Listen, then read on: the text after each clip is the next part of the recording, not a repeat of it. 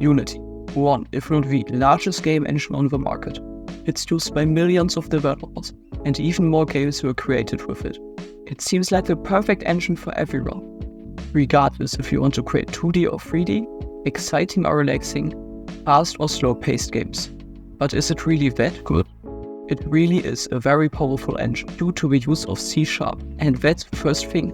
CSharp is not that easy to learn, which makes it hard for total beginners to create games. And because CSharp is not customized for a Unity game engine, although there are some custom commands, it's much harder to optimize memory allocations. But I have to admit that that's not as big a deal as the next one.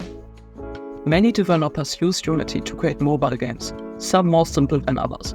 But it may not be their best decision because Unity uses unnecessary CPU power, which makes the phone battery drain even faster. The user interface, or UI, of Unity is really bad and looks like it was pulled straight out of the trash can that wasn't emptied in the last 10 to 20 years. I mean, look at it.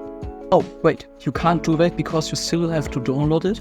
No problem. Just install the Unity Hub, choose one of 50 versions to download, double-click to open it, leave your PC alone to get some coffee, come back after 5 minutes, and look at your computer screen, disappointed that Unity still isn't opened, and realize that you could have downloaded, opened, and created a game using Godot instead in that time. You can't make the slightest engine modifications to Unity because it's not open source, and you can't take a look at the code. But there are reasons why so many people rely on this engine to create their dream game. It could be the large marketplace, the helpful and even larger community, or the way Unity handles scenes and prefabs. I don't know, but you may.